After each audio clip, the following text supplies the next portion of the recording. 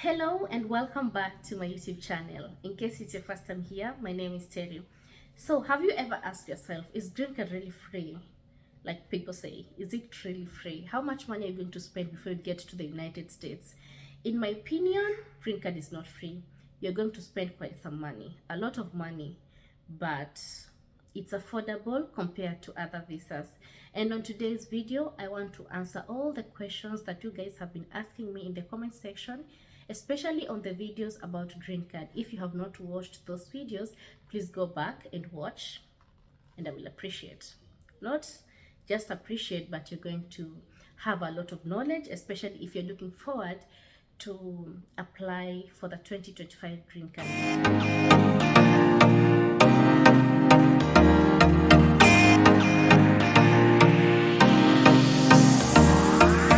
So I have gathered questions from the comment section and even from my social media platforms. You guys have been asking me. You have been sending me DMs, asking me questions, and I have been answering. And I thought it would be very nice if I do a video and answer all those questions, because a video is going to reach a larger audience and it's going to help quite a number of people, because information is free. It's always good to share whenever you can. So I'm going to answer all the questions to the best of my knowledge. I hope you're going to enjoy this video. Do not forget to subscribe, like, and leave a comment. And if your question will not have been answered in today's video, please leave a comment and I'm going to answer you either through a video, and if the questions are going to be a lot, I'm going to do a part 2 of this video. So if you applied for the 2024 Greencard lottery, definitely you are waiting for the results, and the results will be out on May 6th. As you're looking forward to know your fate, just know that nobody will send any kind of communication to you. Nobody is going to send you a message, nobody is going to send you an email, nobody's going to call you. All you have to do is use your confirmation number and your email to log into the website and get to see your results. So do not expect any kind of communication from anybody, okay? If you get any kind of communication from anybody, just know it's a scam. So be very careful out there, because as from May 6th, people are going to send messages. We've had that in the past, yeah? So tell other people that you know applied for the 2024 Greencard lottery that from May 6th, they should use their confirmation number and their email to log into the website to check their results. So the first question is, how is the interview experience? How is the interview experience? The consular officers are professionals. They know what they're doing. They know what they are looking for. So do not panic. Sit down, relax, breathe in and out. Answer each and every question the way they ask. Do not go there explaining yourself, because the moment you start explaining yourself, you give them a room to ask you another question related to whatever you're explaining. So do not explain yourself. If they ask you a question, answer and move on, okay? Do not panic. They are friendly. They know what they're doing. And nobody will harass you unless nobody. So just relax. Everything that they're going to ask you, it's something that you already know. It's something that you answered in the DS-260. It's something that you have answers. It's something that you know better than them. Okay, so do not panic, relax, let things flow. Another question is, must I have a DHL account, and how to create one and where? No, they will not ask you for a DHL account. The only thing that they're going to ask you is if you know a DHL office near where you live. If you know one, or if there is an office where you live, then that's the office they're going to use to send you the documents. If no, then they're going to tell you to do a research maybe, or they might recommend you an office that is close to you, and that office is where you'll go and pick all your documents that they will send you, because you're going to leave your passport and everything there. Another question: I applied for Green Card 2024, but I had not done my fourth form. Is that a problem? Of course, you lied in the first place, because the minimum requirement for you to apply for the Green Card lottery is a high school diploma. So if when you're applying you had not done your KCSE, then that means you lied. They are automatically going to disqualify you, and you'll have to walk away having paid 330 for visa, having paid for the medicals. It's a loss. So you must have knowledge before going for the interview to avoid waste of money and time. Another question: house or car, which will come first? I think it really depends where you're going, where you'll be working, because if you work far from where you live and there are no buses, trains or tram or ferry that are convenient for you, then you'll definitely need a car.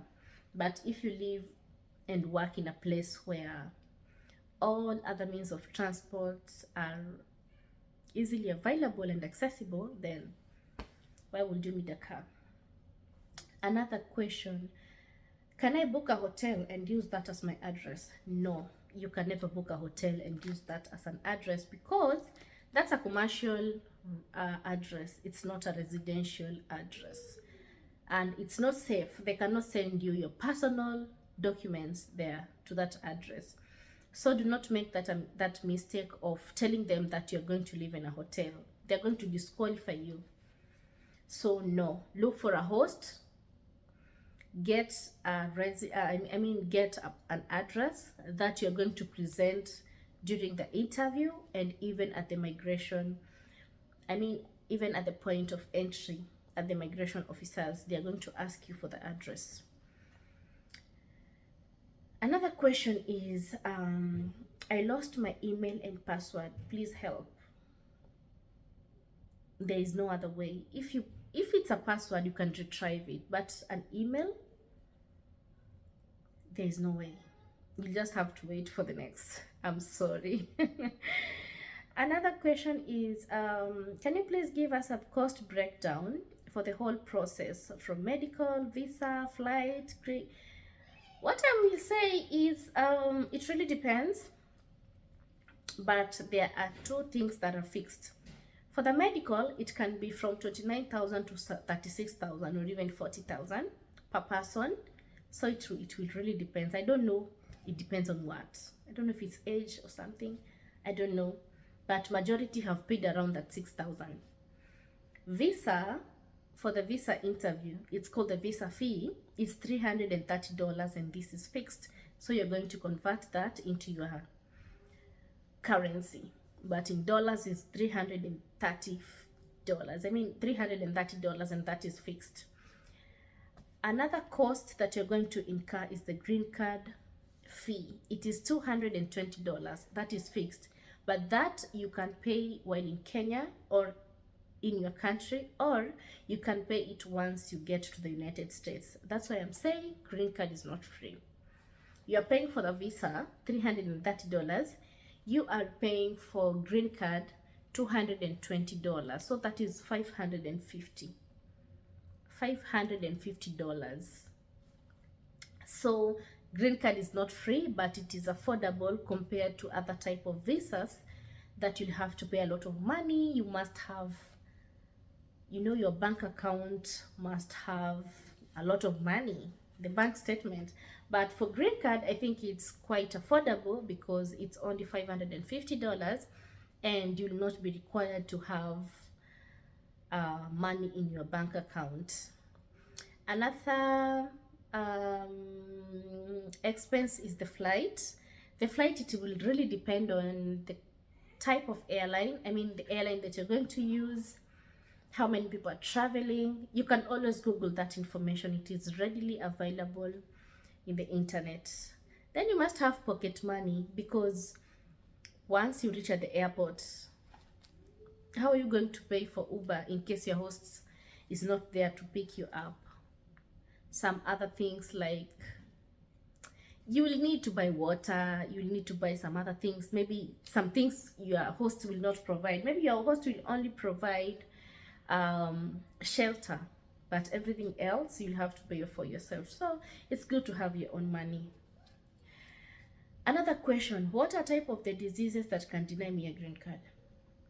Some people think that HIV and AIDS can deny you a green card, but the answer is no, because HIV is everywhere and HIV has treatment. People are taking medicine to suppress the virus. So with HIV, that's not a problem.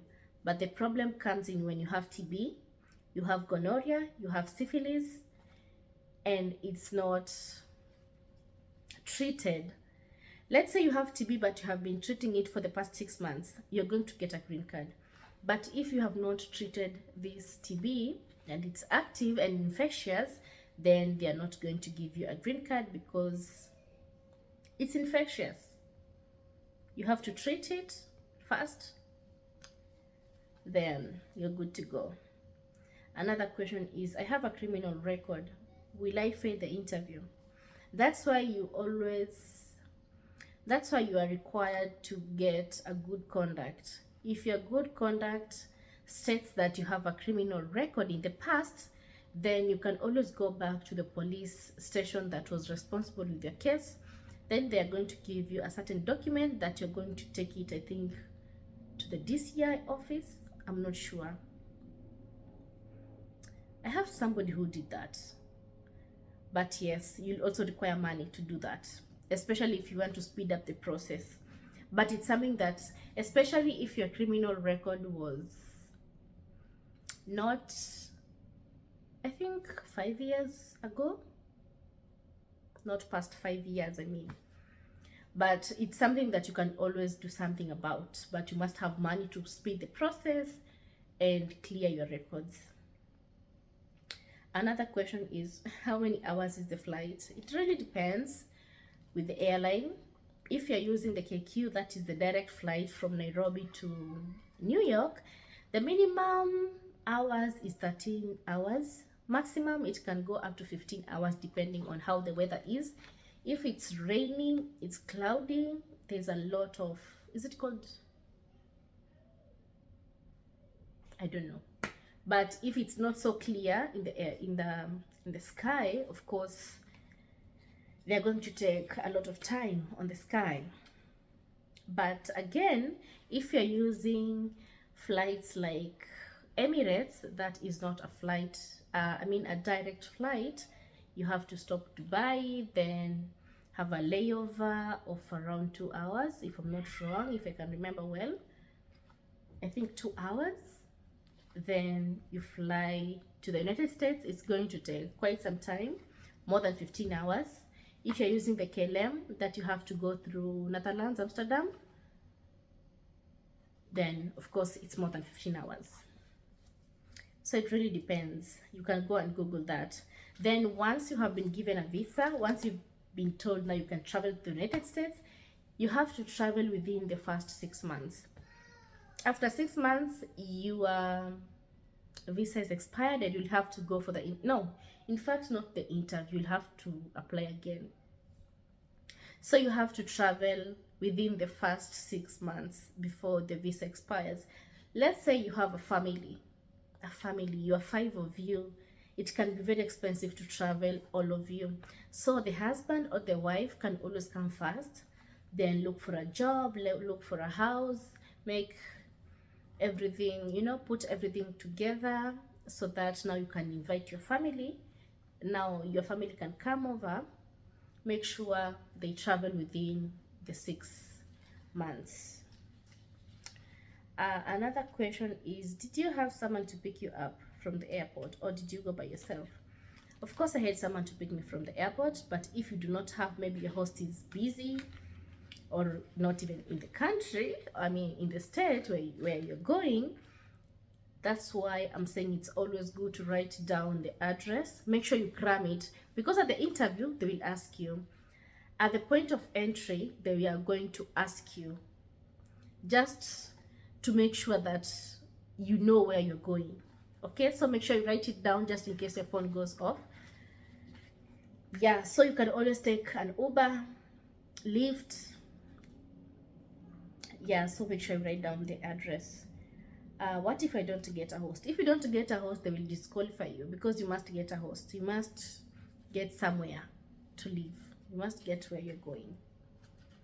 You must get somebody who will host you, who is in the United States legally, and they're paying their taxes. Will they require a bank statement, and how much? No, with Greencard lottery, they will not ask you to present your bank statements. Even if your bank balance reaches zero, they are still going to give you green card. So do not worry about that. This is a different type of visa.